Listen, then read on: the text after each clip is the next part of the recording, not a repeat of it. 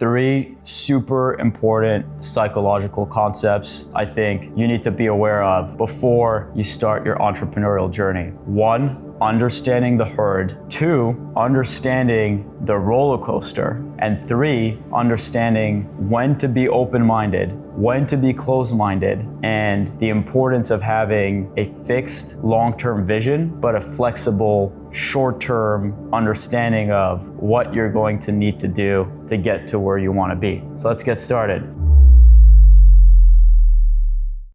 Understanding the herd. When you're first going to get started, everyone around you is most likely going to think that you're either crazy or stupid for coming up with an idea and trying to venture on your own. Because you haven't done this before, most people around you are going to think that you're likely going to fail. In fact, a lot of the people around you will even discourage you for going on that journey. Along your journey, you're going to need to find a community of people who believe in what you're building and what you want to do. And that first community is really your customers. As long as there are people who are willing to buy and use the products you're building, you're going in the right direction. And every time people are calling what you're doing dumb, stupid, or just not worth pursuing, go back to that fundamental understanding that as long as there are people out there, including yourself, who are willing to use what you're building,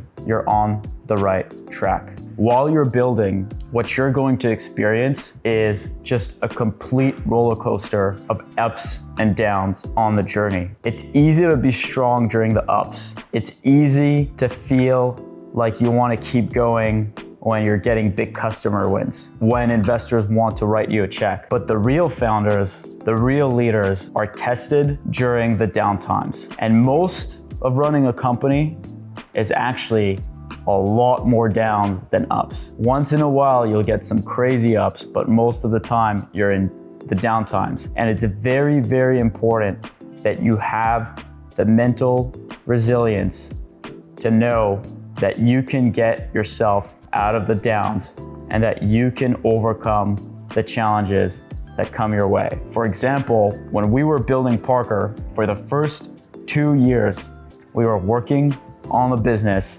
that almost nothing was going our way. We kept building product after product after product, only to find them not to work.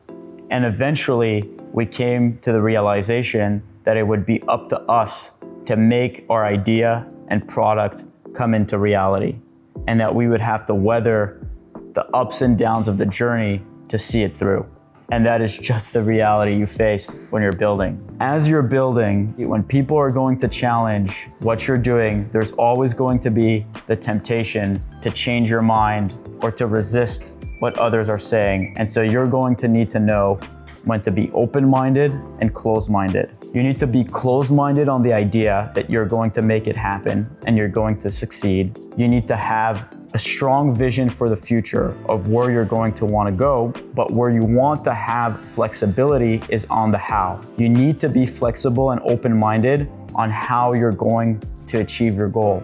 So maybe the current iteration of your idea or product or offering is not quite where it needs to be. The customers you're going after are not the right ones. Maybe you want to do the business as a venture-backed business, but maybe it's a better fit as a bootstrap business. So you need to have that flexibility of mind, but you always need to have your eyes and vision on the end goal. And that's it. It's really that simple.